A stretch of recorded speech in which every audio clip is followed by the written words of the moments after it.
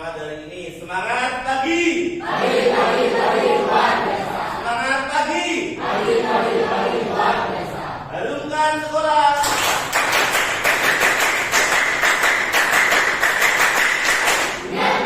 Terima kasih, tepuk tangan.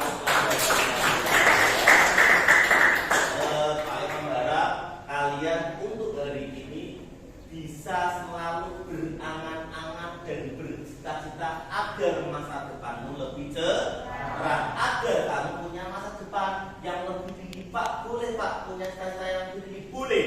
Cita-cita itu harus dibangun mulai dari sekarang. Jadi kamu harus punya impian, punya cita-cita, sehingga apa yang akan kamu lakukan hari ini dan esok kamu akan bisa lebih bersemangat lagi. Oke ya? Sebelum kita masuk ke materi hari ini, saya akan absen untuk kelas 12 grafika dulu.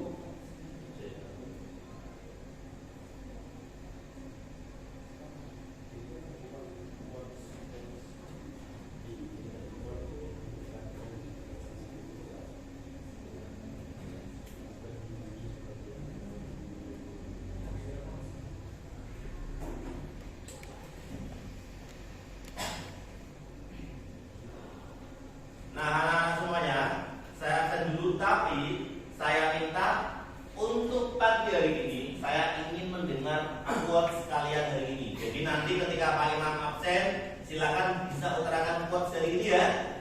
Oke. Aditya Prameswara. Jangan berharap masalahmu akan dimudahkan. Berharaplah kamu akan jadi lebih kuat. Oke. Jangan berharap masalahmu akan dimudahkan dan berharaplah agar masalahmu lebih kuat. Siap, Adit? Aini Mustafirah. Bahagia bukan soal hidup yang sempurna, melainkan saat bisa menikmati dan bersyukuri atas apa yang bisa kita Masuk, tepuk tangan buat Aini Mustafirah. Oke ya, quotes hari ini luar biasa. Anggita Salma. Kamu punya uang, kamu bahagia. Kamu punya uang, kamu bahagia. Ya. Ayu Lansari. Jangan lupa semangatin diri sendiri. Jangan lupa semangatin diri sendiri. Katanya nyemangatin ya, ya nggak apa-apa, semangatin diri sendiri aja. Oke, Azhara Kotrumada. Jangan lupa berdoa untuk segala rencana yang sedang diperjuangkan. Jangan lupa berdoa, apalagi rencana yang sedang diperjuangkan. Amin. Semoga semuanya tercapai ya. BK Praditya. Izin, oke. Devita Ramawati. Jangan hiraukan apa yang akan terjadi di depan, tetap fokus pada tujuan dan jangan mundur.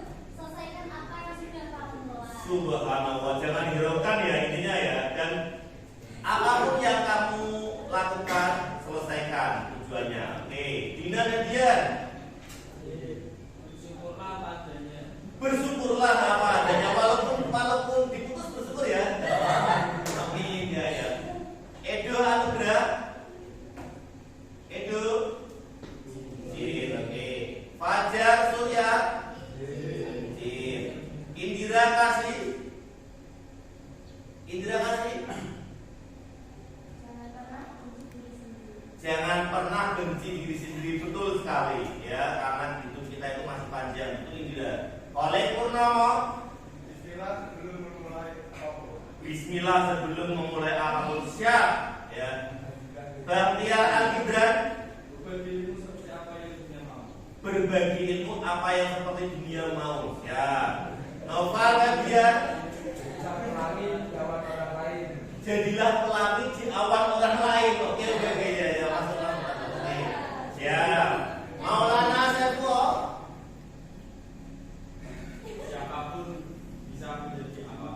Siapapun bisa menjadi apapun. Masuk ya, masuk. Fendi Setiawan. Bukan berapa lama tapi berapa kali kamu hidup adalah yang utama. Bukan berapa lama tapi oke, masuk. Tepuk tangan buat Fendi. Subhanallah. Afi Alaul.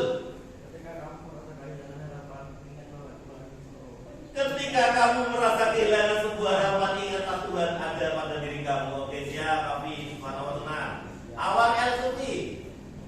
Jangan terima atas kesalahan yang kamu buat di masa lalu. Jadikan sebagai pelajaran dan berusaha hidup lebih baik. Masuk. Jangan Andriawan. Muhammad Ilham.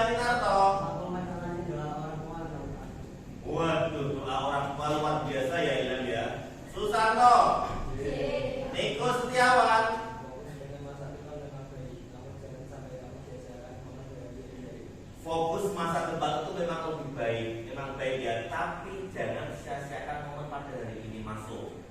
Raditya Nur Salim, bersabarlah karena kehidupan itu pasti memiliki apa alasan yang terjadi. Itu Lian Chandra, oke, hadir ya. Siva Rizky, Mimpi akan jadi kenyataan jika kita punya keberanian. mimpi akan jadi kenyataan jika kita punya keberanian. Masuk Siva Rizky. Zaki Kaisar, oke, terima kasih ya. Tepuk tangan untuk kelas 12 grafika yang telah menyempurnakan works kita hari ini. Semoga kedepannya kita lebih baik lagi ya. Anak-anakku semuanya, kelas 12 grafika, untuk pertemuan pagi hari ini, karena mumpung kemarin setelah kalian belajar UTS ulangan tengah semester, ini masuk UTS yang kedua, pertengahan tengah semester yang kedua. Nah, demi kebaikan kelas 12 grafika ini, Pak Imam ingin membuat sebuah, bukan Pak Imam, kita semuanya, kalian semuanya, buat sebuah peraturan kelas yang nantinya peraturan kelas tersebut akan menjadi sebuah keyakinan kelas kalian. Oke ya, tetapi sebelumnya saya akan memperlihatkan sebuah tayangan berikut. Silakan jangan tonton sampai habis. Nanti ini berkaitan dengan sebuah peraturan kelas kalian. Bisa dimengerti? Bisa. Silakan bisa dilihat video kali ini.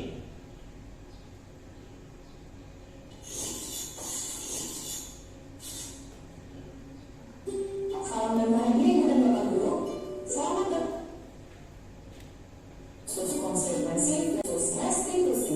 Apakah sampai saat ini Ibu dan Bapak Guru sudah siap untuk mempraktikkan proses restitusi di kelas? Namun sebelum itu, kita akan belajar terlebih dahulu mengenai keyakinan kelas yang nantinya akan membantu guru dalam membimbing muridnya sampai melakukan restitusi.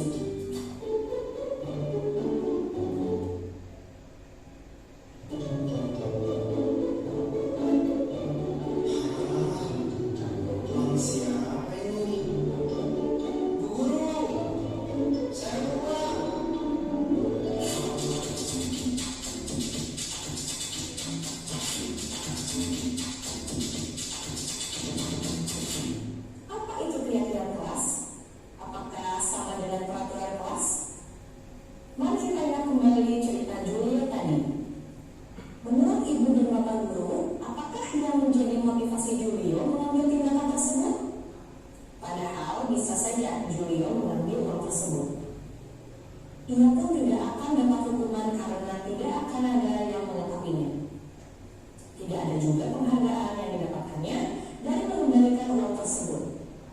Julio bertindak berdasarkan keyakinannya, yaitu tidak mengambil sesuatu yang bukan haknya. Mengapa keyakinan kelas, bukan peraturan kelas? Mari kita lihat contoh peraturan kelas TKB berikut. 1. Membuang sampah pada tempatnya. Yang kedua, Contoh peraturan kelas ya. mengurangi mainan setelah digunakan. Nanti bisa kamu tuliskan. Melepaskan sepatu saat masuk kelas. Jika diperhatikan, tujuan dari ketiga peraturan itu adalah untuk kebersihan atau kenyamanan di kelas. Nilai-nilai kebersihan dan kenyamanan inilah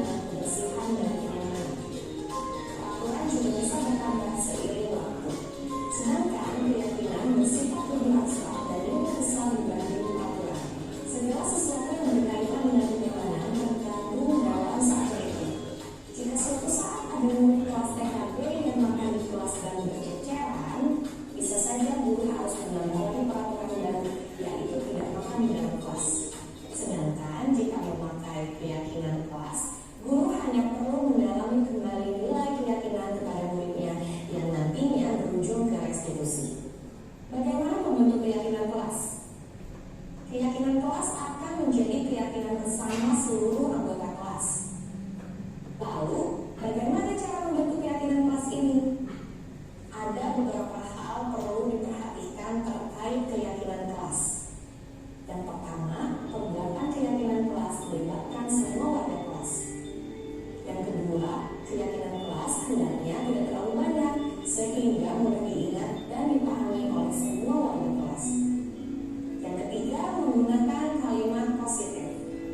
Yang keempat, keyakinan kelas sebaiknya sesuatu yang dapat diterapkan di lingkungan tersebut. Dan yang kelima, perlu adanya tinjauan kembali keyakinan kelas dari waktu ke waktu agar tetap relevan. Berikut langkah praktis yang ibu dan bapak guru bisa terapkan saat pembentukan keyakinan kelas. Yang pertama, membuka ruang diskusi. Memberikan kesempatan untuk semua murid menyampaikan masukannya mengenai keyakinan kelas yang perlu disepakati. Jika murid belum terbiasa dengan istilah keyakinan, maka bisa diajak dulu untuk mengusulkan peraturan. Yang kedua, mencatat. Mencatat semua pendapat murid di papan tulis atau kertas besar sehingga semua bisa melihat hasilnya. Jika menemukan kalimat negatif, ubahlah dulu menjadi kalimat positif. Contohnya, jika ada yang mengusulkan peraturan di dalam nota pembicaraan teman, maka diubah terlebih dahulu menjadi kalimat positif. Menghargai yang berbicara. Yang ketiga, merumuskan keyakinan. Ajak murid untuk menentukan nilai kebajikan atau keyakinan yang menjadi inti dari peraturan tersebut. Apa nilai atau inti dari peraturan nomor 1, 6, dan 7? Bimbing murid sampai merumuskan menjadi satu keyakinan. Ketiga peraturan ini dapat disaikan menjadi satu keyakinan, yaitu hormat atau menghormati semua orang dan dilarang milik orang lain. Peraturan nomor 2 dan 3 dapat disaikan menjadi satu keyakinan, yaitu bekerja dengan baik dan teguh. Peraturan nomor 4, 5, dan 8 dapat disaikan menjadi satu keyakinan, yaitu semua orang dulu merasa diterima dan dimiliki. Yang keempat, tinjau ulang. Guru perlu meninjau kembali butir-butir keyakinan dari semua peraturan yang sudah disaikan. Ingat bahwa sebaiknya keyakinan kelas tidak terlalu banyak agar mudah diingat. Direkomendasikan berkisar 3-7 keyakinan yang dapat disesuaikan dengan jenjang kelasnya. Dan yang kelima, membuat pernyataan keyakinan. Pastikan semua warga kelas memahami makna dari keyakinan tersebut. Guru dapat mengajak murid untuk merumuskan pernyataan keyakinan yang dapat dipahami bersama.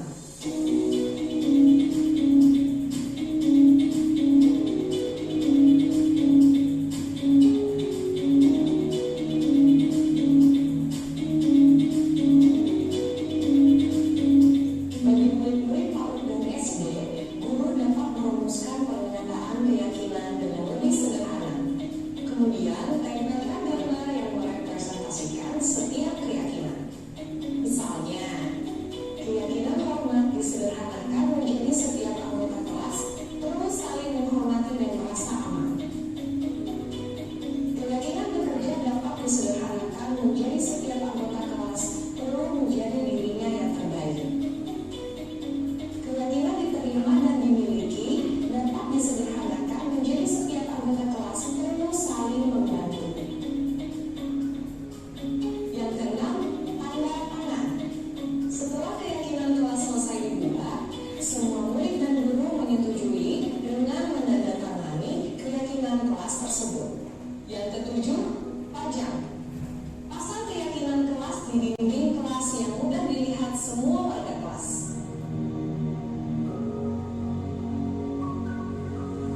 Bagaimana agar murid dapat mendalami makna keyakinan kelas?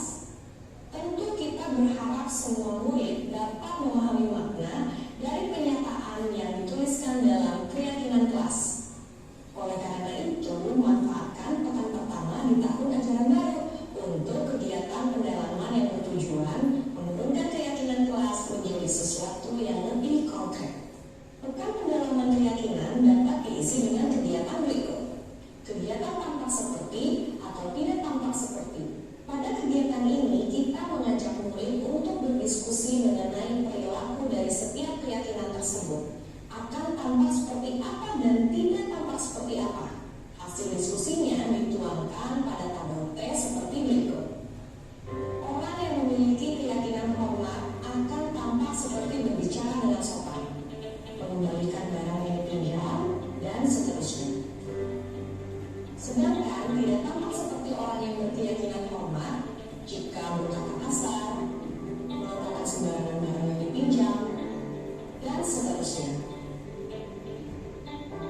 Kegiatan tampak seperti: pada kegiatan ini, murid mendiskusikan perilaku yang tampak seperti dari setiap keyakinan dengan model skema ini. Terdapat 3 indikator yang akan didiskusikan, yaitu terlihat, terdengar, dan berperilaku. Orang yang memiliki keyakinan diterima dan dimiliki akan terlihat senang berbagi dan tersenyum, terdengar menawarkan bantuan dan mengajak bermain bersama, berperilaku ramah, dan peduli dengan temannya.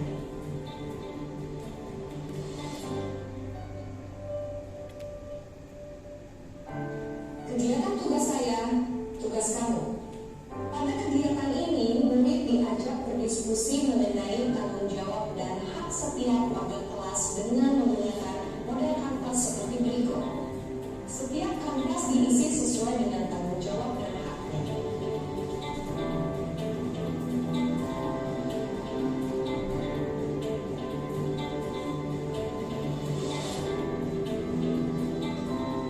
Ketiga rekomendasi kegiatan ini dapat dilakukan secara berkelompok maupun individu.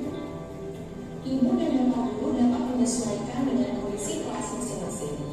Hasil diskusi kemudian dipresentasikan kepada seluruh kelas dan dipasang di dinding kelas untuk menguatkan pemahaman. Untuk PAUD dan SD kelas kecil, guru dapat menyiapkan ulang dalam bentuk gambar.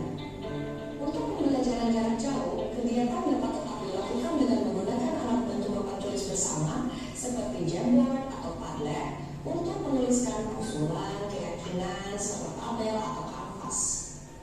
Sedangkan ruang diskusi dapat menggunakan ruang virtual, breakout room, bahkan grup WhatsApp. Ibu dan bapak guru memiliki keyakinan kelas akan membantu proses pembentukan sikap disiplin positif pada murid. Pembuatan keyakinan perlu melibatkan seluruh anggota kelas dan maknanya dipahami dengan baik.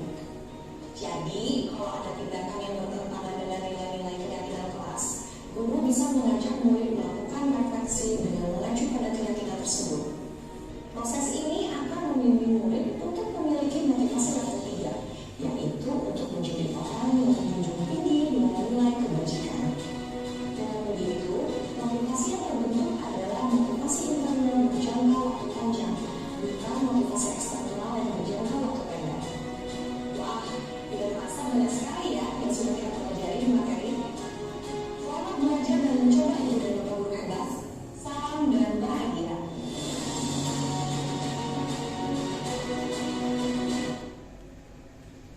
Ya, anak-anak masih semangat? Masih semangat? Ya, tadi kalian sudah menyaksikan sebuah peraturan dan sebuah keyakinan kelas. Jadi intinya keyakinan kelas itu silakan setelah ini kalian berdiskusi membuat sebuah keyakinan kelas yang diawali dengan kalian membuat peraturan kelas terdahulu. Ya, nanti Pak Imam akan memberikan sebuah kertas. Silakan bisa kalian tulis di sini di kertas sebuah peraturan kelas yang ingin kalian sepakati di kelas 12 grafika, sehingga peraturan tersebut menjadi sebuah keyakinan Tapi namun sebelumnya, coba Pak Imam ingin ngecek semangatnya dulu. Tahu tepuk semangat? Ketika coba ya, tepuk semangat.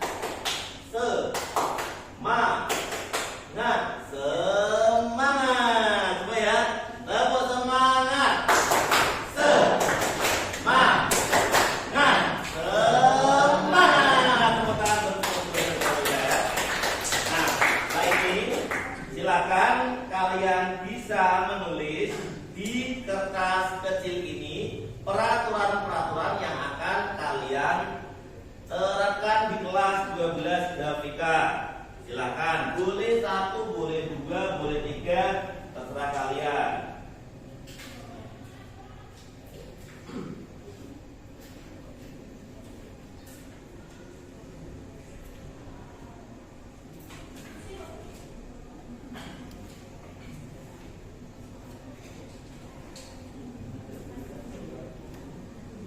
Buatnya jangan hanya membuat, tapi kalian harus bisa yakini bahwa itu akan menjadi sebuah keyakinan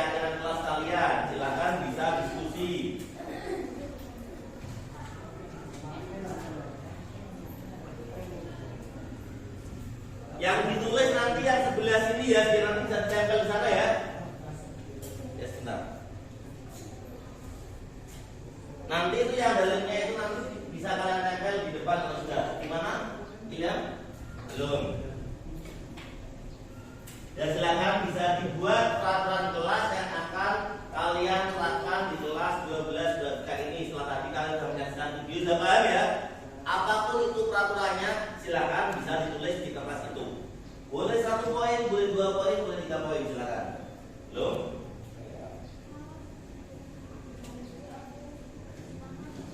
Kasih nama, ya. Silakan bisa ditulis nama. Ya, boleh.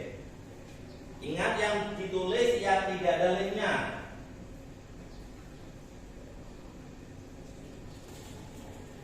Silakan bisa ditulis ya untuk peraturan kelasnya ya.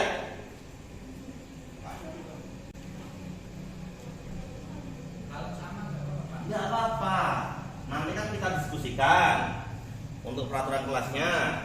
Yang nantinya peraturan kelas tersebut akan menjadi sebuah keyakinan kelas kalian.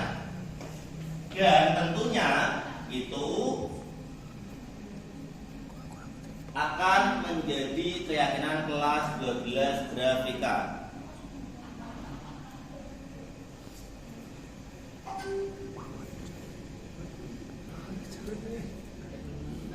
Boleh.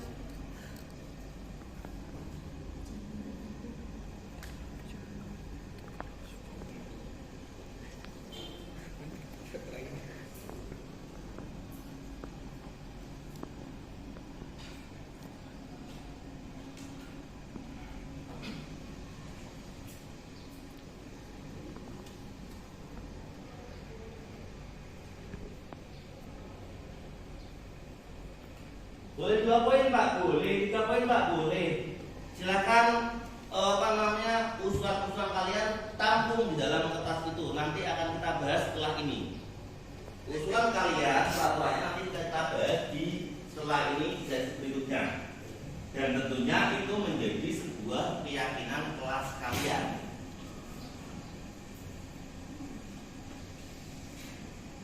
Contoh, datang tepat waktu. Atau mungkin tidak boleh main HP saat pelajaran, atau mungkin tidak boleh mencuri pulpen milik temannya, ya, atau mungkin tidak boleh saling bully-bulian. Ingat ya, dilarang saling membuli. No bullying untuk kelas 12 grafika. Yang perlu kamu tahu, no bullying untuk kelas 12 grafika.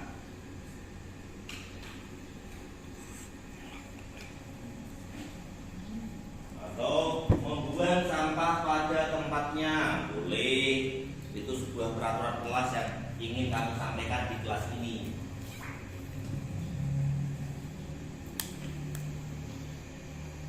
Sudah selesai? Ya, yang belum silakan. Saya itu juga apa yang saja ya. Intinya tuangkan semuanya apa yang ingin kalian usulkan.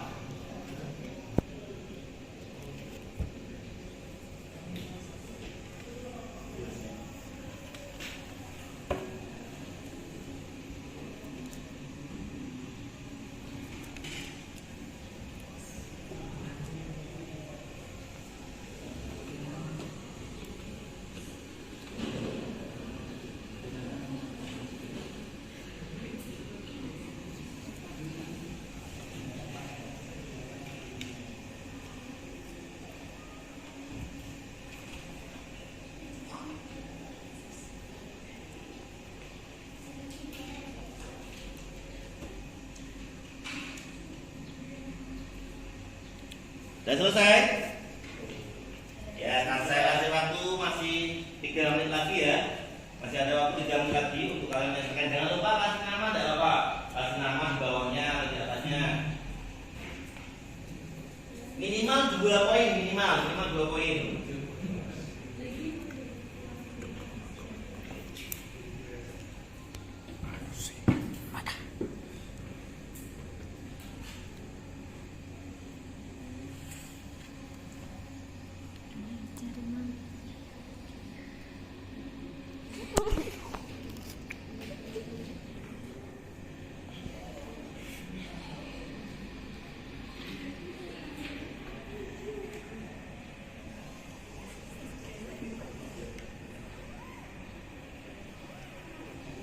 Oke, kalau sudah silakan yang sudah kalian tulis bisa tempel ke sini.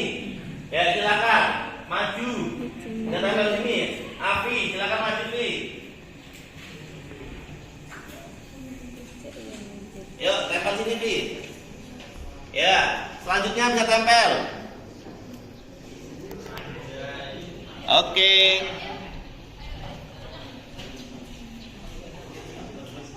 Ayo silakan bisa tempel semuanya, yuk, bareng-bareng nggak apa-apa.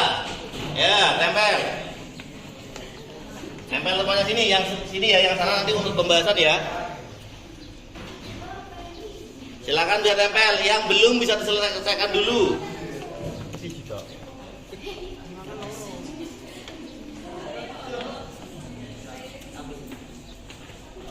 Mana suaranya? Iya, ganteng-ganteng, cantik-cantiknya 12 grafika.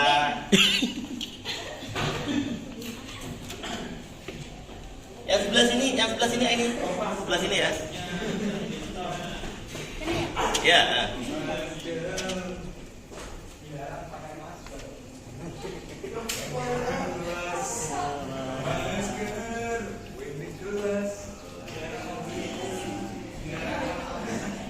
Yang belum siapa? Sudah semuanya? Oh, ya belum. Silakan. Kalau sudah, Pak Imam bahas satu persatu ya untuk peraturan kelasnya ya. Oke.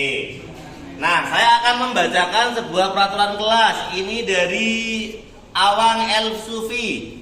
Tidak boleh menuduh orang tanpa bukti. Ya, tidak boleh menuduh orang tanpa bukti. Ini masih kalimat apa ini?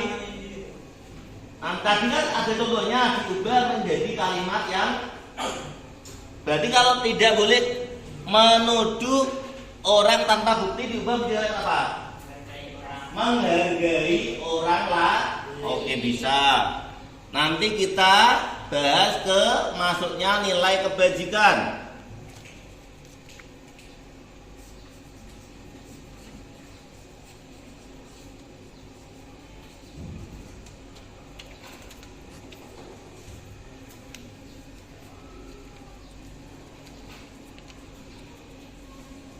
Untuk nilai kebajikan yang pertama tadi ada saling menghargai.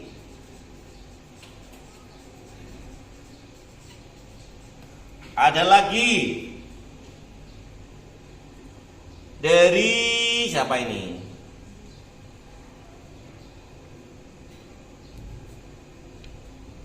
Jangan berisik ketika praktek dimulai. Nilai kebajikannya apa? Saling menghargai juga ya, jangan berisik, saling menghargai. Terus ada lagi nih.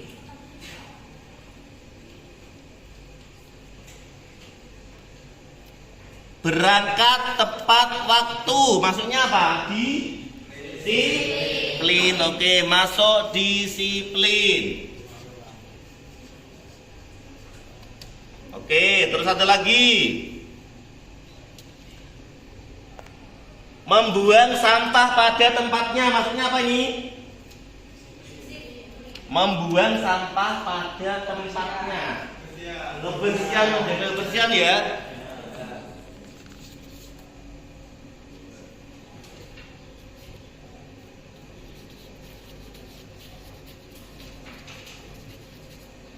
Oke, ada lagi nih dari Fendi.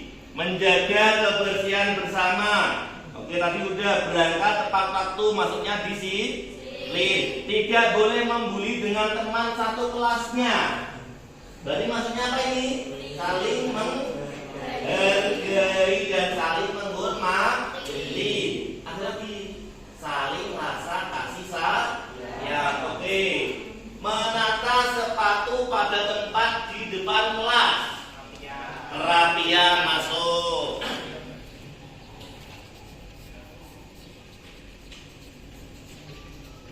Tadi rasa saling kasih sayang.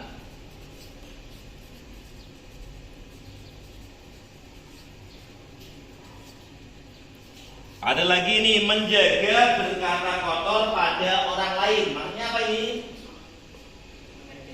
Menghargai sopan santun masuk. Oke. Ya, saya bahas lagi untuk nih, saya ambil. Jangan membuli temannya, sudah oke. Menghargai agama orang lain yang beda dengan kita, saling toleransi. Boleh, pas bagus ini, saling toleransi dan menghargai. Dan menghormati. Ya, ini yang perlu saya tekankan lagi, bahwa kita walaupun berbeda agama harus saling menghormati, saling toleransi. Tidak boleh membeda-bedakan sebuah agama. Paham? Oke, ini juga masuk dalam sebuah keyakinan kelas. Terus selalu izin jika tidak berangkat karena ada acara. Ini masuk apa ini? Disiplin masuk? Masuk disiplin, oke. Nah, dari sini, ini dari semuanya nanti saya simpulkan, itu sudah masuk ke nilai kebajikan. Nanti setelah ini saya akan tempelkan di sebuah dinding dan wajib ditandatangani oleh kalian semuanya. Karena ini tadi yang membuat peraturan adalah kalian, oke? Yang membuat peraturan kalian ditandatangani oleh kalian, dan ini menjadi sebuah keyakinan kelas pada 12 grafika, sehingga kelas 12 grafika bisa jauh lebih baik. Oke, silakan saya minta untuk tanda tangan sebagai bukti. Silakan, boleh tanda tangan di bawahnya sini. Maju yuk, tanda tangan semuanya yuk. Ya, maju tanda tangan semuanya. Ayo semuanya yuk. Ini masih ada spidol? Tanda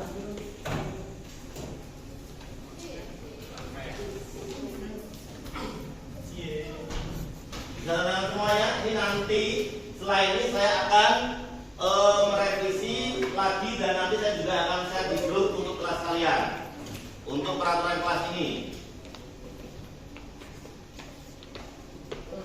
Semua tanda tangan, karena ini yang membuat adalah kalian.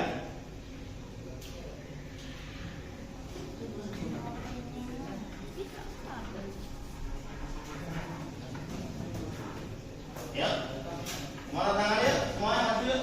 Oke, boleh kasih tangan yang lain.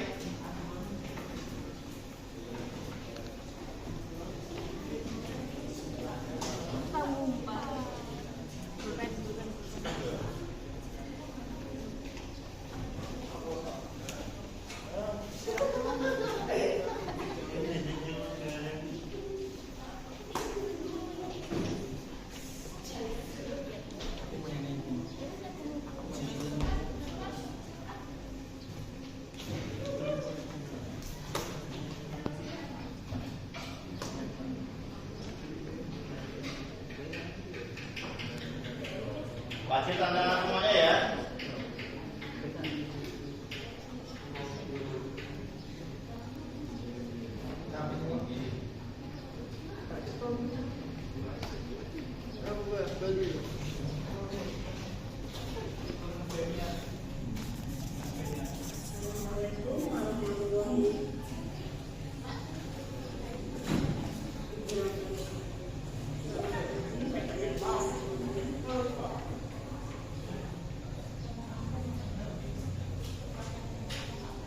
Sudah semuanya?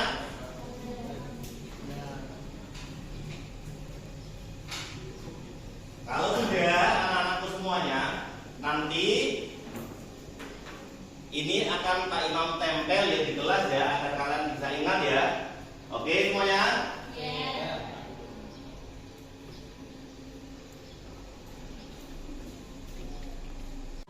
Yuk kita nyanyi lagu dulu ya.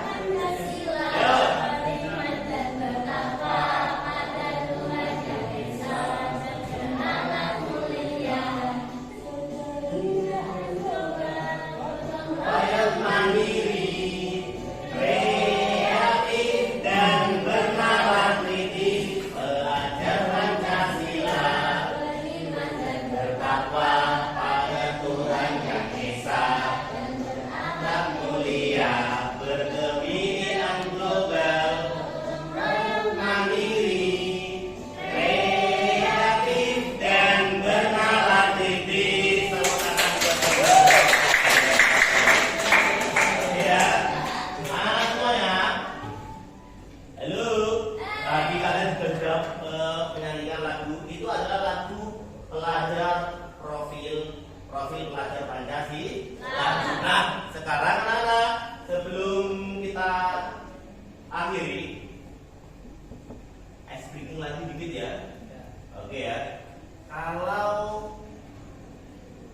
clue-nya.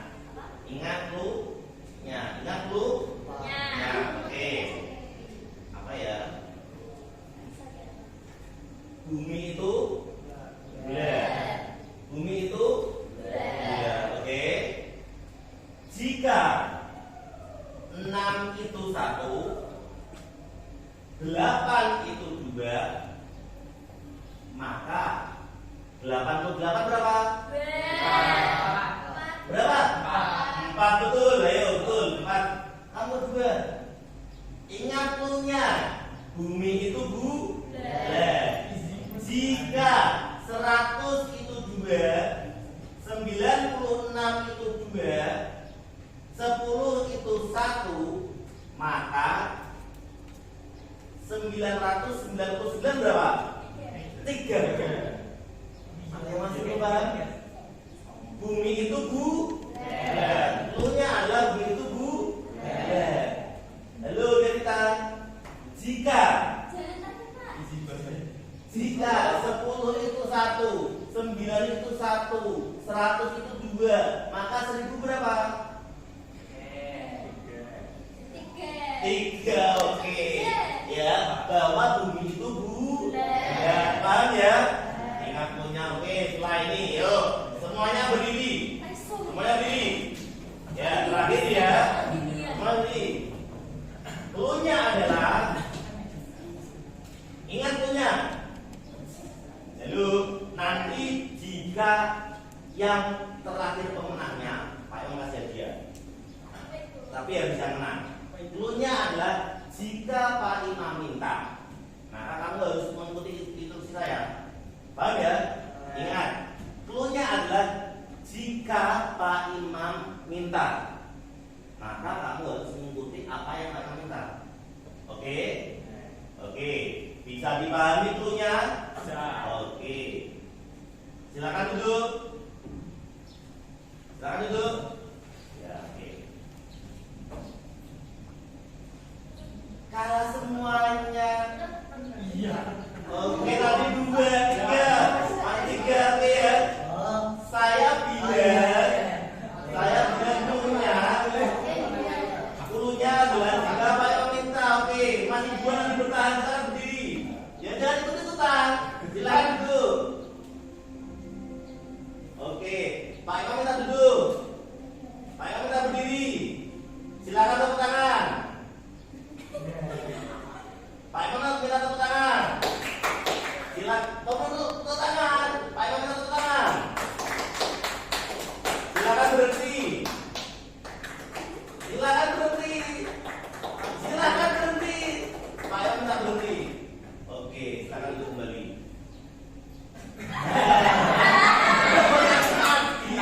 Kalau pertanyaan ingat clue-nya. Clue-nya adalah Pak Imam minta. Ya, kan O ya. Ya, yang lain ternyata kalah semuanya. Udah dulu tepuk tangan untuk kelas 12. Ya.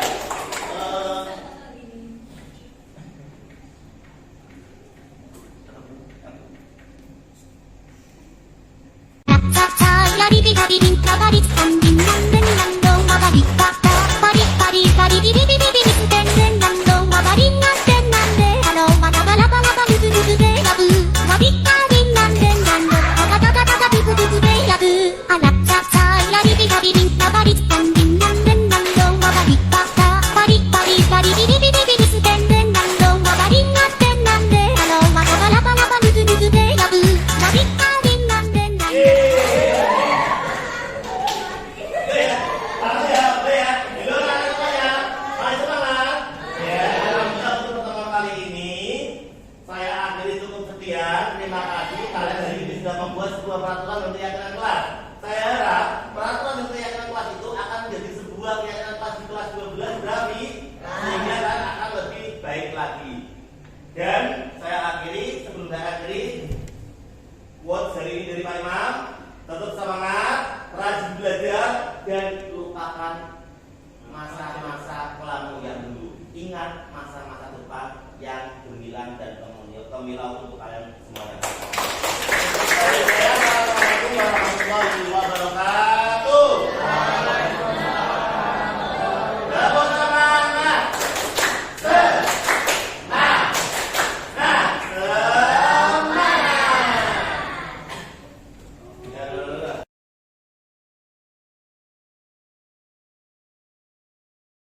Assalamualaikum, perkenalkan nama saya Devita.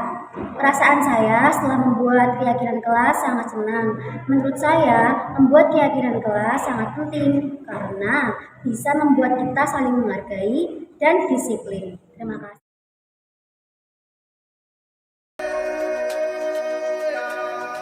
Assalamualaikum warahmatullahi wabarakatuh. Waalaikumsalam warahmatullahi wabarakatuh. Selamat pagi teman-teman semuanya. Selamat pagi, Bapak. Semangat pagi. Pagi, luar biasa. Harumkan sekolah.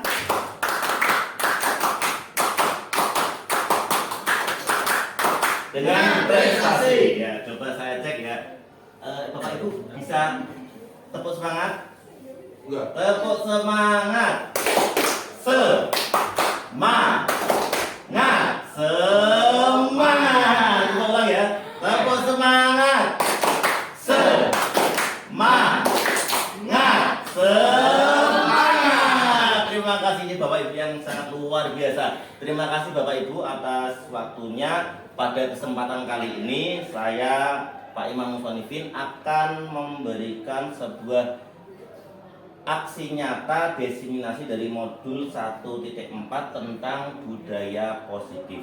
Nah, maka dari itu sebelumnya Bapak Ibu siap semuanya? Coba saya cek dulu ya. Putri ini berapa Putri? 1. Oke. Pak Afri yang ini berapa? 2. Pak Munjat kalau yang ini? 3. Oke ya. Cluenya perhatikan pertanyaan. Oke, saya ulang ya. Pak Bayu ini berapa? 1. Miss Rizky ini berapa? Yang ini berapa? 2. Pak Munjat kalau yang ini? 3. Cluenya perhatikan pertanyaan. Oke, saya cek. Pak Yogi ini berapa? 5. Salah. Pak Yogi ini berapa? 1. Oke, Pak Heru yang ini berapa? Salah. Pak Bayu kalau yang ini? 2. Salah. Duh. Perhatikan pertanyaan cluenya. Ada yang paham ya, Mistri ya? Mistri ini berapa, Mistri? 1. Pinter. Pak Afif, yang ini berapa? 2. Pinter. Pak Yogi kalau yang ini? 3. Pinter ya. Ingat cluenya ya, cluenya adalah perhatikan pertanyaan. Nah langsung ya, oke. Tadi sedikit udah main game ya. Cluenya perhatikan pertanyaan. Nah langsung saja Bapak Ibu, saya akan memberikan aksi nyata implementasi dan berbagi pemahaman tentang budaya positif. Lanjut. Nah Bapak Ibu, rancangan tindakan untuk aksi nyata. Latar belakangnya, sekolah seharusnya menciptakan iklim pendidikan yang mampu membiasakan setiap warganya, khususnya peserta didik, untuk melakukan kebiasaan positif. Kebiasaan positif yang dilakukan secara konsisten dan terus-menerus akan menjadi budaya positif di sekolah. Semua warga sekolah harus terlibat dalam pembiasaan positif, saling mendukung, menghayati, dan menerapkan nilai-nilai kebajikan yang telah disepakati bersama. Itu merupakan latar belakangnya Bapak Ibu. Terus tujuannya yang pertama yaitu menumbuhkan budaya positif melalui keyakinan kelas. Yang kedua, menumbuhkan nilai-nilai profil pelajar Pancasila pada diri peserta didik dalam kegiatan pembelajaran. Nah, Bapak Ibu semuanya yang kami hormati, dari tujuan pembelajaran ini tentang keyakinan kelas, nanti Bapak Ibu juga bisa menerapkan di dalam kelas masing-masing, membuat suatu peraturan kelas yang nantinya akan menjadi sebuah keyakinan kelas. Peraturan kelas tersebut nanti akan jadi keyakinan kelas, sehingga anak-anak tersebut bisa meyakini sebuah keyakinan kelas yang dibuat secara bersama-sama, gitu ya.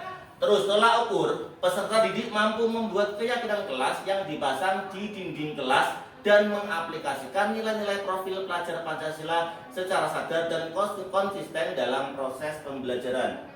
Halo? Ya, masih kok semangat? Masih. Lanjut ya. Lini masa tindakan yang dilakukan. Yang pertama, merancang kegiatan aksi nyata yang akan dilakukan. Yang kedua, membuat keyakinan kelas dan kelas impian bersama di dalam kelas. Yang ketiga, melaksanakan sosialisasi atau berbagi pemahaman kepada warga sekolah terkait perubahan paradigma belajar disiplin positif, motivasi perilaku manusia, kebutuhan dasar, posisi kontrol restitusi, keyakinan kelas, dan segitiga restitusi. Itu apa sih? Ada restitusi, ada segitiga. Nanti saya jelaskan di slide selanjutnya ya Bapak Ibu ya. Yang keempat, evaluasi dan refleksi terhadap pencapaian aksi nyata. Pak Bayu ngajar kelas berapa? 10 Kelas 10 sama kelas 11. Miss Rizky? Kelas 11, 10, Heeh. 11. Pak Munjiat? Oh, kelas 12. Pak Afif? Nah, nanti yang akan saya sampaikan ini bisa panjenengan terapkan di kelas masing-masing tentang budaya positif. Ngoten nggih?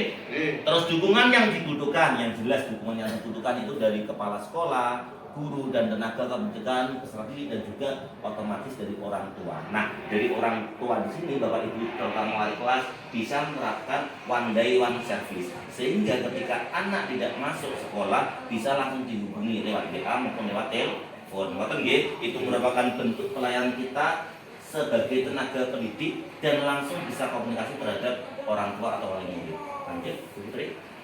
Nah, dari sini berbagi pemahaman. Yang pertama, perubahan paradigma belajar, disiplin positif, motivasi perilaku manusia, kebutuhan dasar, posisi kontrol restitusi, keyakinan kelas, dan segitiga restitusi.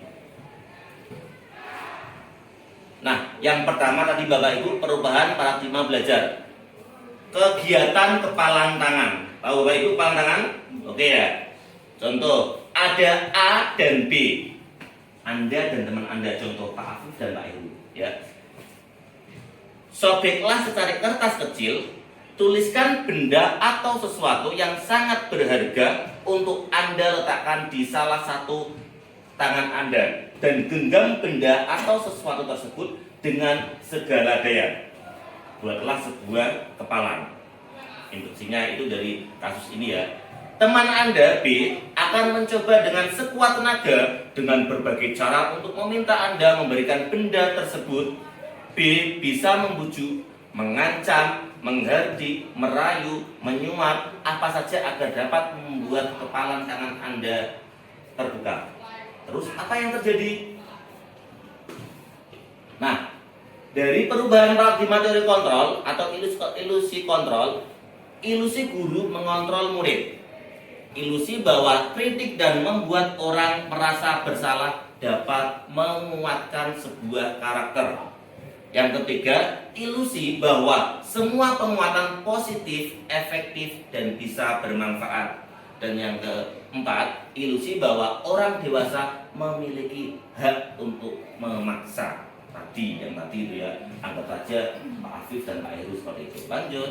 Nah, tadi paradigma ya, sekarang adalah disiplin positif. Nah, disiplin positif sebelum masuk ke disiplin positif, ada yang bertanya Bapak Ibu? Mungkin pemahaman saya ada yang kurang bisa dimengerti. Masih bisa dimengerti ya? Oke, lanjut ya. Disiplin positif. Nah, dari disiplin positif, teori kontrol atau teori pilihan ini dikemukakan oleh Dr. William Glasser. Glasser ya, misteri ya. Nah, dari sini Anda tidak bisa mengontrol orang lain, hanya Anda yang bisa mengontrol diri Anda.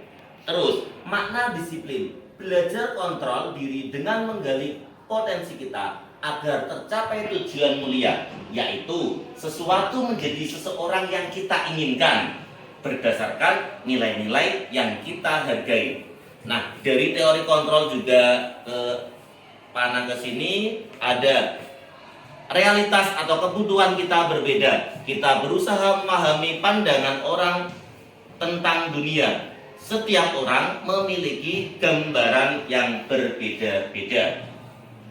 Teori motivasi di sini ada untuk menghindari hukuman, untuk mendapatkan imbalan, untuk menghargai diri sendiri, dan nilai-nilai kebijakan universal, dan langsung masuk ke keyakinan kelas. Nah, dari sini juga ada posisi kontrol. Posisi kontrol di sini ada penghukum, ada pembuat rasa bersalah, ada teman, ada pemantau, ada manajer. Nah, di sini kita nanti akan memposisikan diri sebagai apa? Bisa sebagai penghukum. Contoh, ada anak terlambat.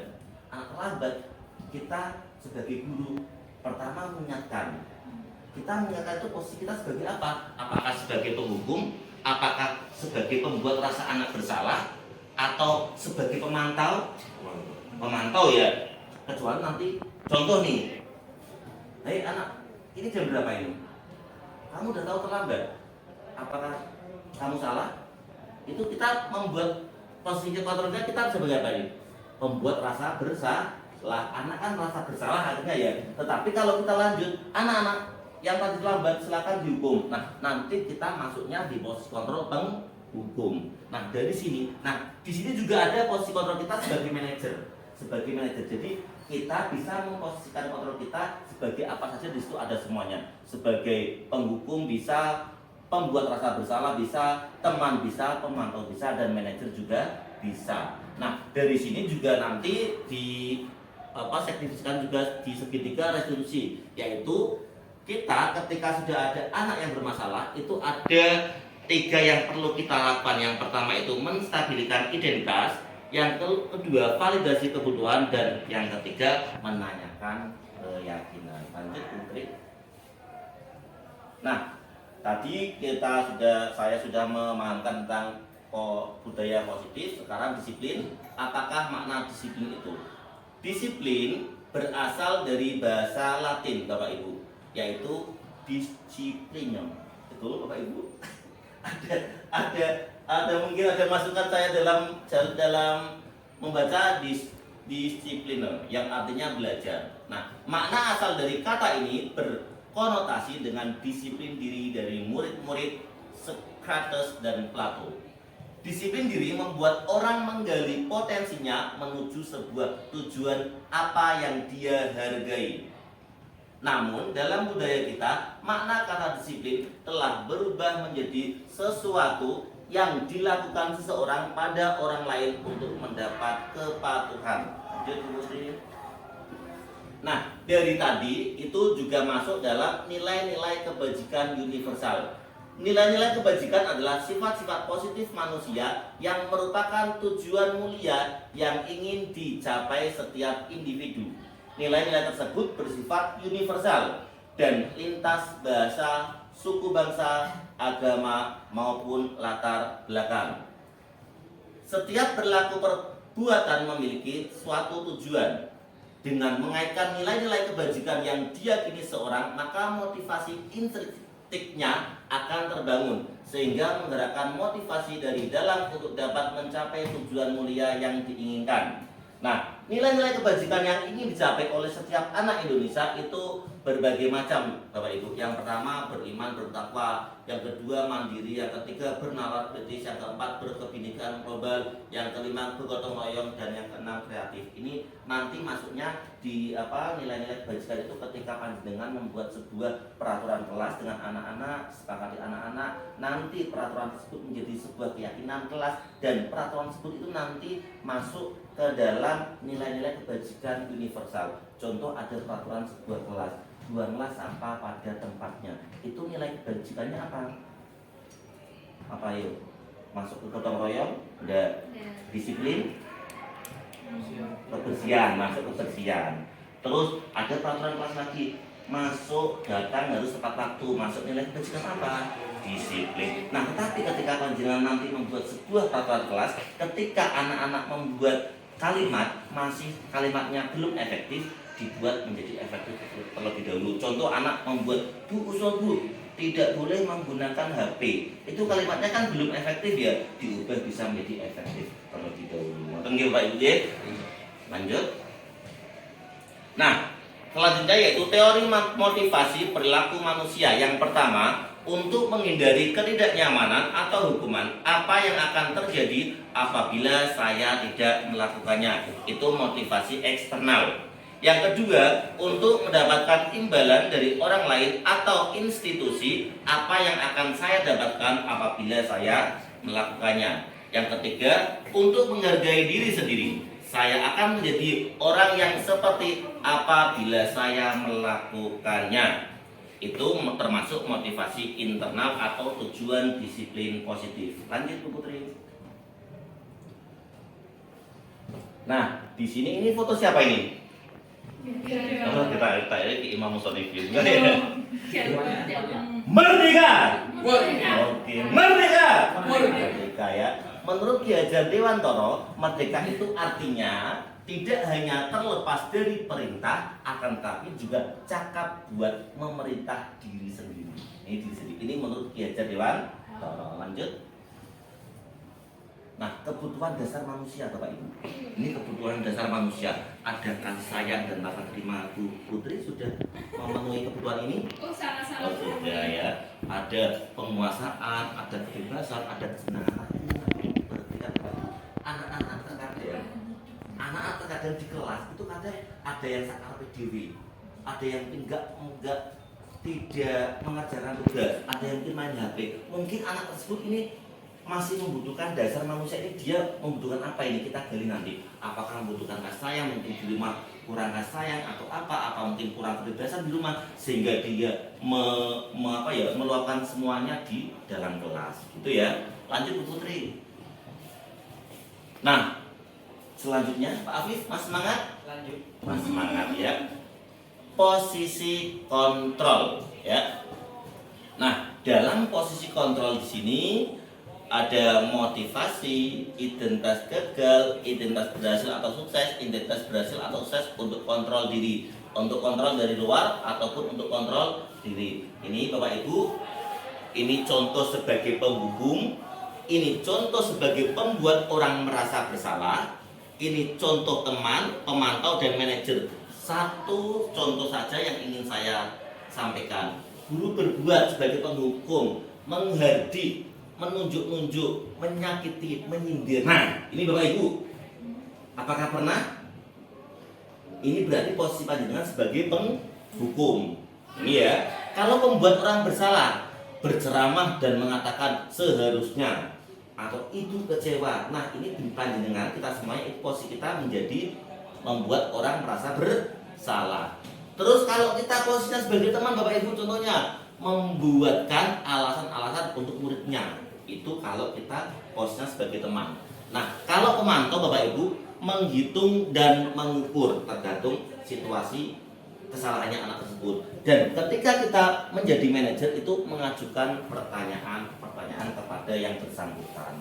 Itu salah satu saja nih Bapak Ibu. Ya, monggo lanjut. Nah, perbedaan hukuman dengan konsekuensi Bapak Ibu. Ini yang perlu Bapak Ibu pahami ya.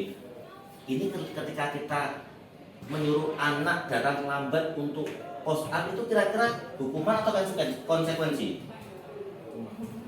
Hukuman. Terus ketika ada anak terlambat disuruh minta surat izin ke BK, itu termasuk hukuman atau konsekuensi? Konsekuensi. Konsekuensi atau hukuman? Konsekuensi. Terus kalau ada anak terlambat istri, silakan lari 2 kali muteri lapangan, itu termasuk apa itu? Hukuman atau konsekuensi? Hukuman. Oke. Nah, tadi sudah saya cek ada hukuman, ada konsekuensi. Nah, ini panjenengan bisa mengetahui bedanya. Hukuman sesuatu yang menyakitkan harus terjadi, itu hukuman. Yang kedua, membuat anak sakit fisik maupun hati untuk jangka waktu lama. Hati itu maksudnya bagaimana? Cara istilahnya serik itu ya. Serik itu termasuk hukuman berarti. Anak membenci kedisiplinan, paksaan, mendorong anak menyakiti diri sendiri, konsep diri yang buruk, anak belajar untuk menyembunyikan kesalahan, marah, rasa bersalah, dipermalukan, merasa tak dihargai, itu termasuk hukuman. Nah, sedangkan konsekuensi, sesuatu harus terjadi, membuat anak merasa tidak nyaman dalam jangka waktu pendek, anak menghargai disiplin, stimulus tanggapan, mendorong anak agar mudah menyesuaikan diri, konsep diri yang baik, anak belajar untuk mematuhi peraturan, dan kehilangan hak dibuat tidak nyaman, diasingkan untuk sementara waktu, bukan selamanya. Ya, ada yang bertanya untuk hukuman maupun konsekuensi Bapak Ibu? Sekarang bisa membedakan ya mana hukuman, mana konsekuensi yang perlu kita terapkan untuk anak-anak. Betul nggih? Masih semangat Bapak Ibu? Masih. Semangat ya? Yeay. Saya cek semangatnya. Tepuk semangat. Semangat. Luar biasa. Ada ibu dari BK, ada ibu dari Tentara Busana, ada ibu dari dari matematika, IPAS, dan juga ada Bapak dari Bapak atau Mas ya? Masih muda ya? Bapak dari tim desain grafis. Nah, Bapak Ibu, saya lanjutkan kembali ya. Tadi sudah saya jelaskan mengenai tentang budaya positif, paradigma. Nah, sesuai dengan tadi yang saya terangkan, kita lanjut ke perbedaan hukuman dan konsekuensi. Bapak Ibu, tentunya kita semuanya itu adalah bukan sebuah ya, kita adalah tenaga pendidik. Yang di situ kita harus bisa memposisikan kita sebagai tenaga pendidik yang bisa berpihak pada murid. Nah, dari situ pasti sesuatu setiap hari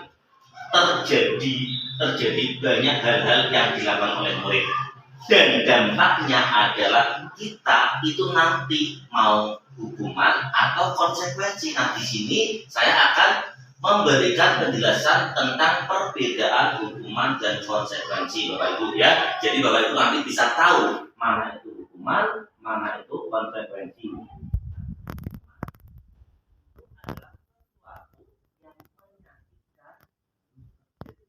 Tadi juga sudah saya jelaskan, menyakitkan itu bisa terjadi dalam bentuk fisik, juga bisa terjadi dalam hati. Hati itu apa? Sakit hati ya? Perasaan. Nah, itu tentunya, dan itu cenderung pada rata-rata anak perempuan. Itu biasanya kalau sudah menusuk ke hati itu, wah, luar biasa sekali ya Bapak Ibu ya. Terus, hukuman itu membuat anak sakit. Nah, tadi juga sudah saya jelaskan, fisik maupun hati untuk jangka waktu lama, Bapak Ibu. Itu merupakan sebuah hukuman. Terus, anak membenci kedisiplinan. Juga ada paksaan juga. Mendorong anak menyakiti diri sendiri, Bapak Ibu. Itu hukuman, Bapak Ibu. Terus konsep diri yang buruk. Anak belajar untuk menyembunyikan kesalahan. Terus marah, rasa bersalah, dipermalukan, merasa tak dihargai, itu juga merupakan suatu hukuman, Bapak Ibu ya. Nah, dari hukuman kita akan bisa membedakan dengan konsekuensi, Bapak Ibu. Untuk konsekuensi itu sesuatu harus terjadi, tetapi juga tidak menyakitkan. Bedanya kalau tadi hukuman menyakitkan, Bapak Ibu. Kalau konsekuensi itu tidak. Terus membuat anak merasa tidak nyaman dalam waktu jangka pendek. Kalau hukuman kan waktunya lama, Bapak Ibu. Kalau konsekuensi itu waktunya pendek. Terus anak lebih bisa menghargai disiplin. Terus stimulus juga ada tanggapan, bukan paksaan. Kalau konsekuensi itu kita memberikan stimulus, juga ada tanggapan atau respon dari siswa tersebut. Nah, selanjutnya mendorong anak agar bisa mudah menyesuaikan diri. Terus konsep diri yang baik, dan anak belajar untuk bisa mematuhi peraturan. Sedangkan yang terakhir itu kehilangan hak, dibuat tidak nyaman, disingkirkan untuk sementara, bukan jangka waktu yang lama, Bapak Ibu. Itu bedanya antara hukuman dan konsekuensi. Ada yang bertanya? Mas, terutama guru BK ini yang sering menerapkan ini, mau hukuman atau konsekuensi. Coba tadi misalkan ada kasus anak datang terlambat harus minta surat ke BK, itu apa? Hukuman atau konsekuensi? Bahwa ini konsekuensi.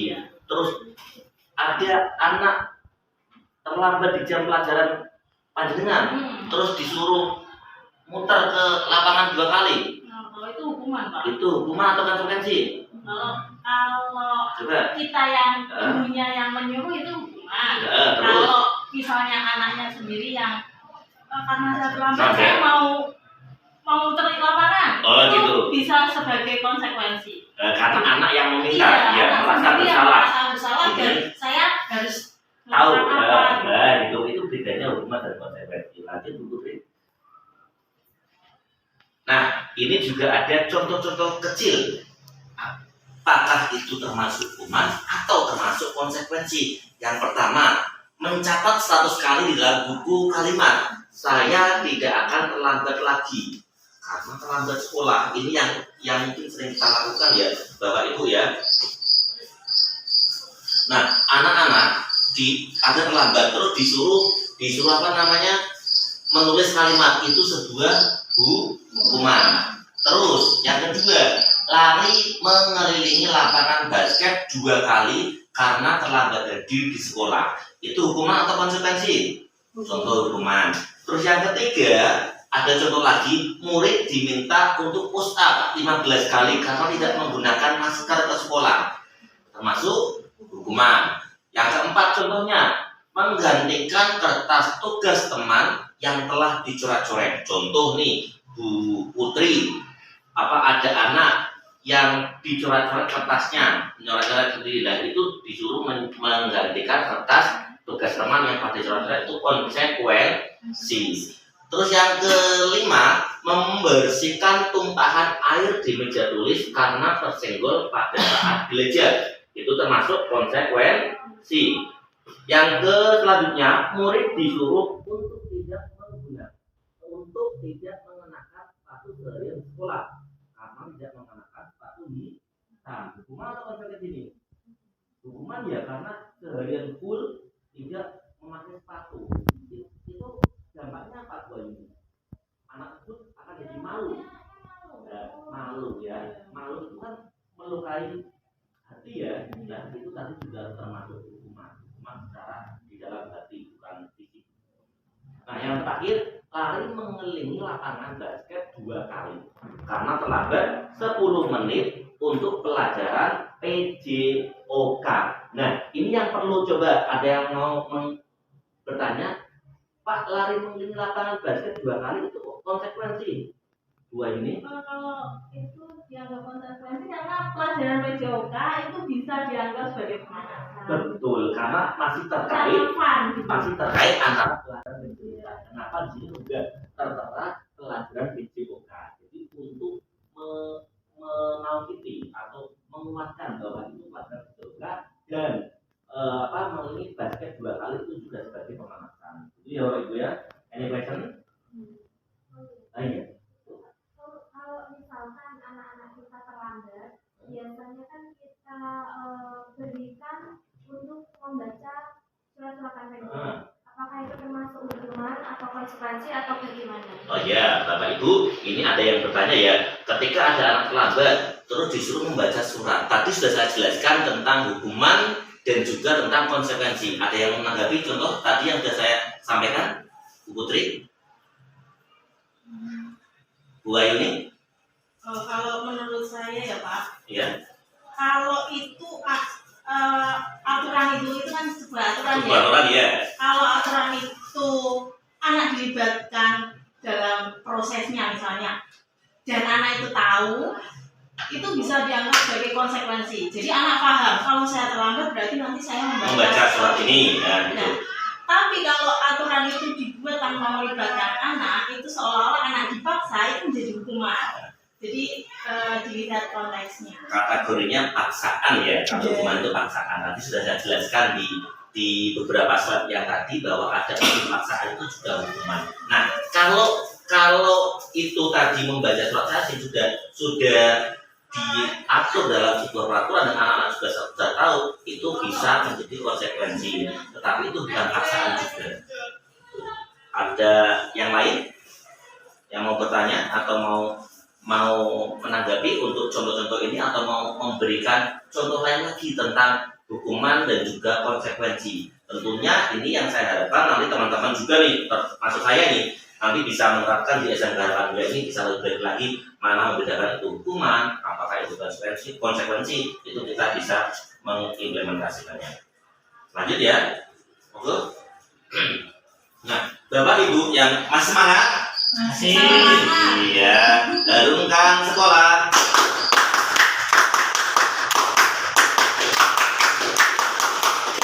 Dengan prestasi. Oke.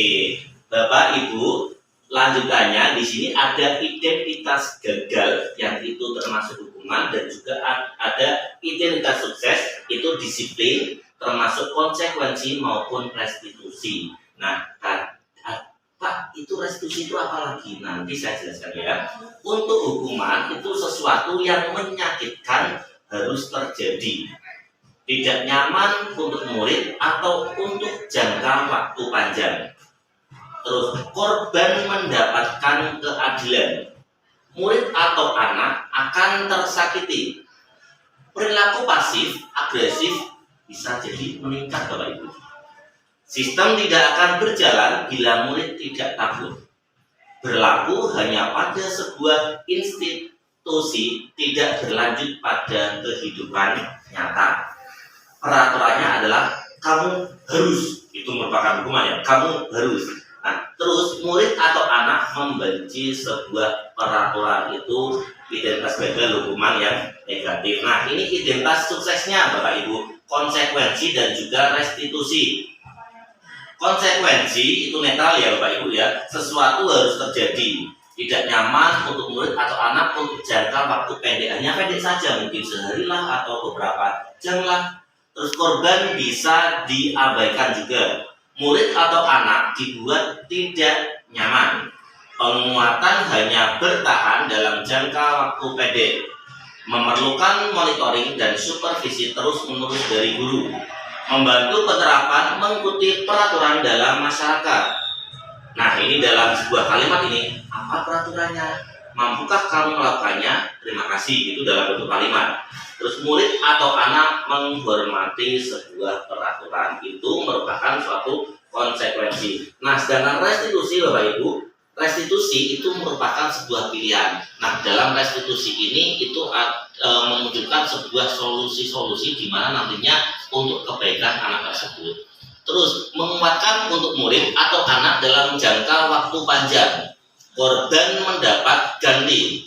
Murid atau anak mendapatkan penguatan. Masalah bisa terpecahkan. Murid belajar bertanggung jawab untuk perilakunya. Fokus pada pemecahan masalah dalam jangka waktu panjang. Apa yang kamu yakini?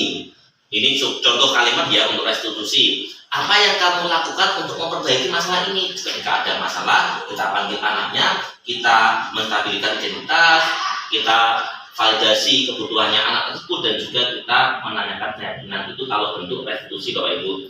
Terus murid atau anak menghormati dirinya dan orang lain, itu positifnya. Yuk. Nah, di sini Bapak Ibu ada sebuah pernyataan. Nanti ini akan menjadikan sebuah posisi kita itu sebagai apa Bapak Ibu. Contoh pernyataan, saya kecewa sekali dengan kamu. Nah, itu siapa yang mengatakan? Itu pembuat yang merasa bersalah. Terus kamu tidak pernah benar melakukannya. Nah, ini sebagai penghukum. Contoh lagi pernyataan, ayolah lakukan demi Bapak Ibu.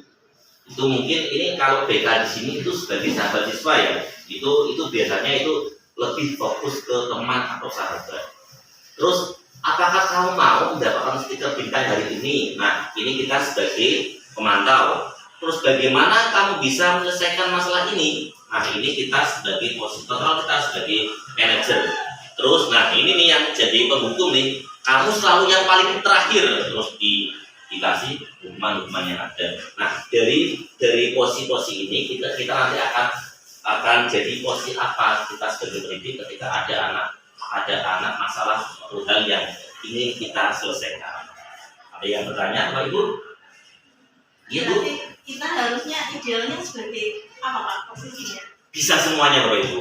Kita sebagai pemantau bisa, manajer bisa, penghukum bisa, teman bisa. Namun kita harus melihat situasi kondisi yang ada. Tapi kalau saran saya sih, kalau bagusnya sebagai manajer Bapak Ibu. Berarti ya. Untuk menuju budaya positif. Untuk menuju budaya positif kita posisinya lebih baik ke manajer. Itu Bapak Ibu. Karena manajer di sini kita itu nanti akan memposisikan dan memperbaiki hal-hal yang di situ nantinya akan tertuju ke budaya positif sekolah kita. Itu Bu Wayuni. Okay. Ada yang bertanya lagi? Monggo. Lanjut ya. Lanjut. Nah, keyakinan kelas tadi juga sudah saya singgung Bapak Ibu. Di Bu Imas, Bu BK juga nanti masuk kelas ya. Putri, Bu Rizky semuanya masuk kelas. Nah, saya yakin Bapak Ibu semuanya itu punya sebuah peraturan ya Bapak Ibu ya. Panjenengan nanti bisa berdiskusi kepada anak-anak panjenengan, membuat sebuah peraturan kelas yang nantinya peraturan kelas tersebut akan menjadi sebuah keyakinan kelas, dan tentunya ketika sudah jadi keyakinan kelas akan menjadi sebuah budaya positif yang ada di kelas panjenengan semuanya. Kan gitu Pak Ibu ya. Dan mengapa tidak peraturan saja Pak? Mengapa harus keyakinan kelas? Bapak Ibu di sini sudah dijabarkan contoh mengapa kita memiliki peraturan harus menggunakan helm bila mengendarai kendaraan roda 2. Terus mengapa kita memiliki peraturan 3M, menggunakan masker, mencuci tangan, dan menjaga jarak 1,5 meter. Terus mengapa kita memiliki peraturan harus datang tepat waktu pada saat mengikuti pelatihan-pelatihan. Nah, untuk mendukung motivasi intrinsik, kembali ke nilai-nilai atau keyakinan-keyakinan lebih menggerakkan seorang dibandingkan mengikuti serangkaian peraturan Bapak Ibu. Mau lanjut? Halo. Hai. Masih semangat? Masih. Oke. Lanjut ya Bapak Ibu ya. Nah, tadi peraturan kelas tadi sudah saya sampaikan juga. Peraturan kelas itu nanti menjadi sebuah keyakinan kelas. Setelah menjadi keyakinan kelas, menjadi sebuah lingkungan positif yang ada di kelas. Nah, terakhir akan menciptakan sebuah budaya positif. Tentunya ketika sudah kita menerapkan budaya positif, insya Allah sekolah kita itu akan lebih baik dari sebelum-sebelumnya. Dan tentunya kalau sudah ada budaya positif di kelas, itu juga nanti akan di sekolah kita terapkan juga budaya positif. Dan tentu diawali di kelas-kelas kita masing-masing. Betul ya Bapak Ibu ya? Lanjut. Nah, di sini Bapak Ibu dari panjenengan mungkin nanti membuat sebuah peraturan di kelas bersama anak panjenengan itu nanti juga ada nilai-nilai kebajikannya juga masuk dalam keyakinan kelas. Contoh peraturan sudah panjenengan diskusi nanti, ini saya hanya memberikan sebuah contoh saja. Selalu kembalikan buku ke tempatnya. Mungkin ada anak yang betul seperti itu masuk dalam tanggung jawab. Silakan mengganggu orang lain, dan ini yang di kelas ini kadang-kadang kucing dan lain sebagainya, itu termasuk menghormati orang lain. Hadir di sekolah 15 menit sebelum pembelajaran dimulai, itu masuk menghormati orang lain, juga komitmen. Dilarang melakukan kekerasan. Nah, ini no bullying juga. Ini lagu yang no bullying yang lagi viral, Bapak Ibu bisa? Belum. Saya juga agak lupa Bapak Ibu. Kemarin saya sempat di WA FYP Trans 7 itu. Ya. Di sini teman, di sana teman, di mana-mana kita berteman. Tak ada musuh, tak ada lawan. Apa sih? Semuanya tenang. Tidak ecek-ecekan, tidak pukul-pukulan. Gitu kan? Itu saya bisa dari anak saya kelas 1. Yang saya lagi diajari nyanyi. Pak Ari itu kemarin. Oh gitu, iya itu juga ini lagu yang lagi viral Bapak Ibu ya. Nanti panjenengan bisa diterapkan juga untuk lagu tersebut ya. Bisa lanjut ya. Dilarang melakukan kekerasan. Nah, di situ menjadi sebuah keselamatan menghormati orang lain. Terus dilarang menggunakan narkoba. Nah, ini Bapak Ibu. Narkoba itu Bapak Ibu. Ini tentunya kita semua sebagai pendidik ya Bapak Ibu ya harus benar-benar saling mengingatkan, mendalami, dan juga benar-benar memantau anak-anak. Itu juga ya masuk di kesehatan. Ada lagi bergantian atau menunggu giliran. Nah, ini menghormati orang lain, bersabar juga masuk. Terus kalau sekarang masker itu sudah ini udah nggak ada pernah ya Bapak Ibu ya. Ini hanya contoh-contoh saja. Ada yang mau memberikan contoh lain mungkin? Contoh lain Pak Rizal? Dua ini? Tuh Putri?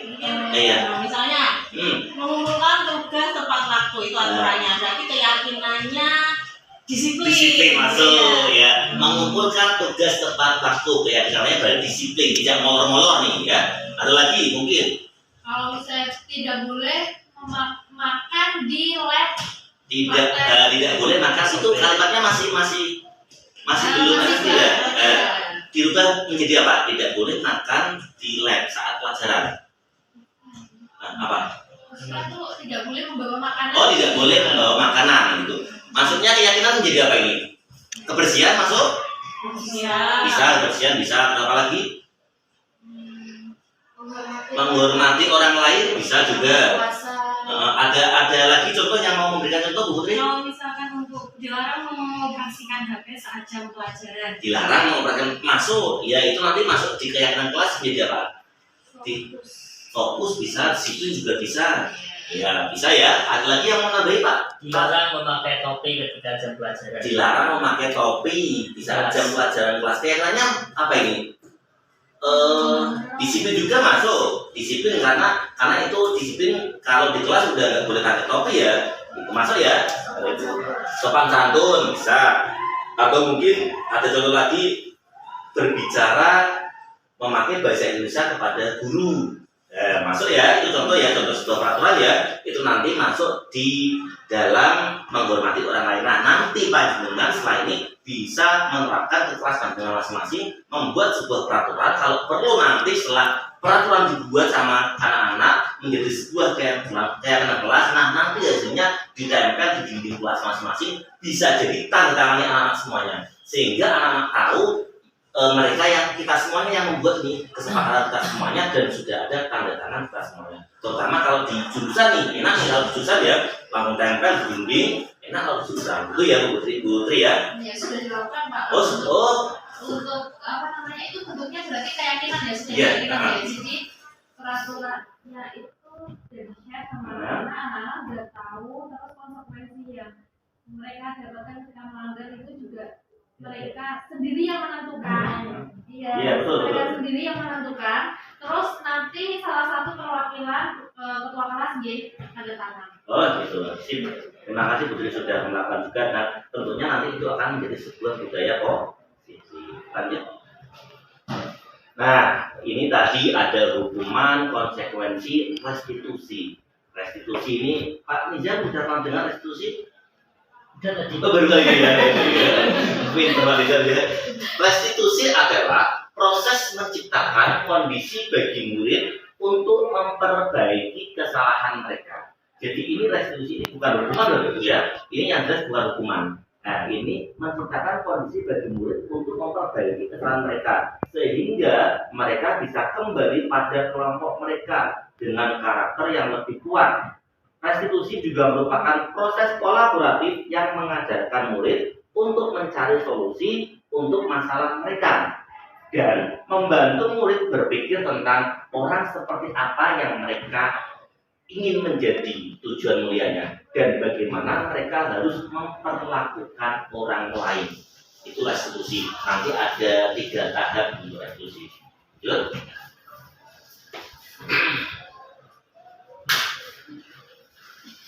Ciri-ciri restitusi Bapak Ibu, yang pertama bukan untuk menebus kesalahan, namun untuk belajar dari kesalahan. Yang kedua memperbaiki hubungan. Yang ketiga tawaran, bukan paksaan. Ini restitusi Bapak Ibu yang perlu Bapak Ibu bisa dalami lagi. Yang keempat restitusi menuntun untuk melihat ke dalam hati. 5. Restitusi mencari kebutuhan dasar yang mendasari tindakan. 6. Restitusi diri adalah cara yang paling baik Bapak Ibu. 7. Restitusi fokus pada karakter bukan suatu tindakan. Nah, restitusi fokus pada solusi tadi sudah saya sampaikan di awal juga. Dan yang terakhir, restitusi mengembalikan murid yang berbuat salah pada kelompoknya. Itu ciri-ciri restitusi Bapak Ibu ya. Nah, ini sebuah segitiga restitusi Bapak Ibu. Restitusi itu tahapan-tahapannya Bapak Ibu ya. Kita harus menstabilkan identitas. Setelah menstabilkan identitas, kita validasi kebutuhan anak tersebut. terus terakhir baru menanyakan keyakinan. Dari segitiga restitusi ini itu sudah bisa kita cermati bahwa itu kamu tentunya punya alasan mengapa melakukan ini. Contoh-contoh saja, Bapak Ibu. Adakah cara yang lebih efektif untuk mendapatkan apa yang kamu butuhkan? Setiap orang pasti pernah melakukan serangan. Contoh kecil Bapak Ibu. Contoh di kelasnya Bu Putri matematika. Nih ya. Kebetulan jam pertama ada senam. Anaknya Bu Putri ada senam. Anaknya Bu Putri malah nggak ikut senam, dia lama malah mengerjakan PR di kelas sendiri. Nah, itu kita nanti bisa melakukan restitusi ini Bapak Ibu. Contoh Bu Putri panggil anaknya. Bu Putri panggil anaknya, menstabilkan identitas dulu. Kenapa melakukan hal itu kita gali nanti. Dan intinya nanti itu akan menumbuhkan sebuah solusi yang ada. Ya, kenapa tidak ikut senam, kenapa mengerjakan PR, itu intinya nanti stabilkan identitas dulu, baru divalidasi kebutuhannya.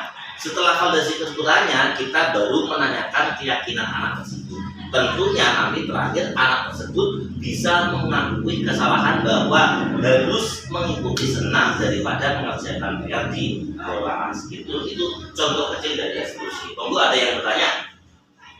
Atau ada yang mau menambahkan atau mungkin memberi contoh kecil, contoh kasus siswa, contoh monggo yang pandangan hadapi setiap hari ini. Ya, lanjut ya, lanjut. Nah, ini menstabilkan identitas Bapak Ibu. Tadi guru berkata berbuat salah itu hal yang manusiawi. Tidak ada manusia yang sempurna. Bapak Ibu juga buat salah, kita pasti bisa menyelesaikan permasalahan ini. Bapak Ibu tidak tertarik untuk mencari tahu siapa yang benar, siapa yang salah. Bapak Ibu lebih tertarik untuk menyelesaikan masalah. Kalau kamu menyalahkan dirimu sendiri terus-menerus, apakah kamu bersikap baik pada dirimu sendiri? Itu contoh untuk menstabilkan identitas yang ada. Contoh kasus apapun itu, kita buat restitusinya. Yang pertama, menstabilkan identitas terlebih dahulu. Ini contoh-contoh kecilnya. Lanjut. Yang kedua, itu validasi kebutuhan Bapak Ibu. Nah, validasi kebutuhan di sini, contoh guru berkata, kamu bisa saja kan melakukan hal yang lebih buruk, tapi kamu tidak melakukannya. Kamu pasti punya alasan mengapa melakukannya. Contoh lagi, apa yang penting bagi kamu Atau kamu boleh tetap berusaha menjaga sikap itu, tapi tambahkan sikap yang lain, yang baru. Atau lagi, maukah kamu belajar cara lain untuk mendapat yang kamu butuhkan tanpa harus memukul? Ini contoh anak pukul-pukulan ini dalam kelas ini. Contoh lagi, apakah kamu bisa melakukan dengan lebih baik besok lagi? Nah, itu contoh-contoh dari validasi kebutuhan. Lanjut, Putri.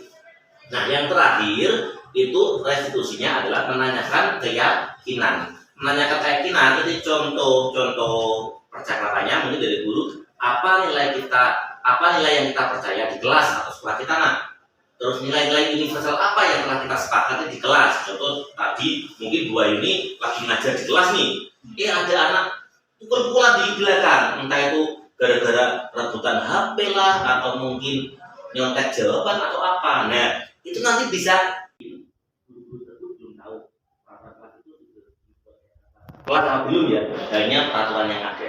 Kayaknya cuma guru sudah membuat peraturan kelas masing-masing. Apa ada lagi? Monggo Pak Dija sudah buat peraturan kelas belum? Sudah. Bu Rizky sudah membuat peraturan kelas semuanya saya yakin. Oke. Ada yang bertanya lagi? Bertanya? Nah, Bapak Ibu semuanya, terkadang kita kalau kita ingin melakukan sesuatu, coba anak melakukan sesuatu juga coba kita intervensi 30 detik saja Bapak Ibu, luangkan waktu 30 detik. Coba tanya, apakah kamu ingin berbuat lebih baik? Tanyakan, hanya 30 detik saja. Apakah saat ini kamu sedang menjadi orang yang sedang kamu inginkan? Coba dipikir dulu. Apakah kamu bisa mengubah kegiatan perilaku kamu saat ini menjadi sikap yang lebih membantu? Itu contoh-contoh semuanya sampai apa yang kamu inginkan, peraturannya apa? Itu apakah tugas kamu saat ini itu hanya contoh-contoh saja Bapak Ibu, atau mungkin ada yang menambahkan untuk intervensi 30 ini? Putri, Bu Ayuni. Cukup ya. Nah, alhamdulillah Bapak Ibu, dari awal tadi saya sudah menjelaskan tentang budaya positif, peraturan kelas, keyakinan kelas, paradigma semuanya, dan itu ada beberapa poin slide yang sudah saya sampaikan Bapak Ibu. Tentunya yang saya inginkan di sini, bukan saya inginkan ya, semua inginkan kita sebagai pendidik itu juga lebih bisa menuntun anak, bukan menuntut Bapak Ibu. Ya, kita harus ubah pola pikir kita untuk menuntut anak. Ya, bukan menuntut ya Bapak Ibu. Ya, contoh nih, Putri guru matematika yang mungkin selama ini menuntut anak harus pintar, anak harus nilai 100.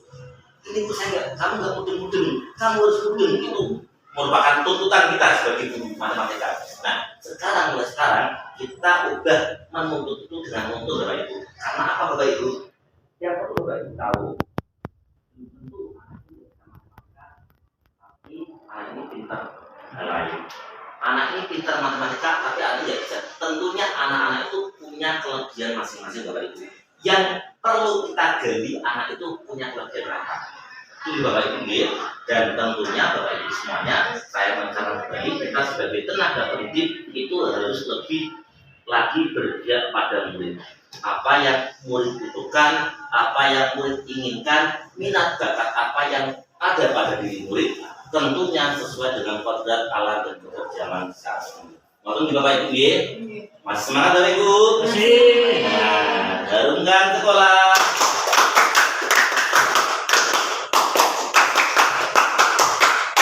Dengan prestasi, tepuk semangat.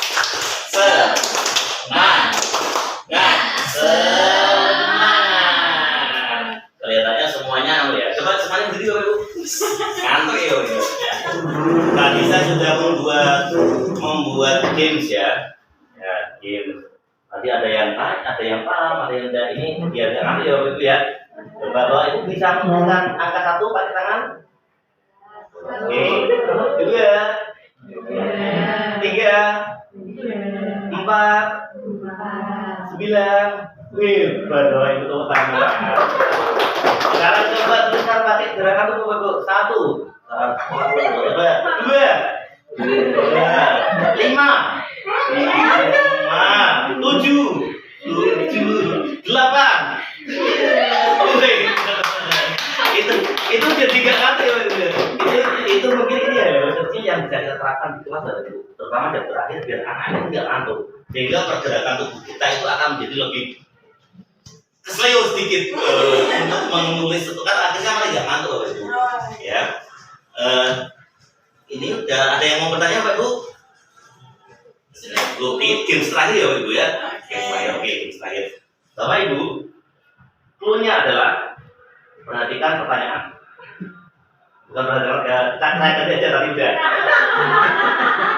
Clue-nya adalah Bapak Ibu mengikuti apa yang saya suruh nantinya. Instruksi yang saya suruh. Ketika saya bilang, saya minta Bapak Ibu duduk. Jadi Bapak Ibu bisa duduk.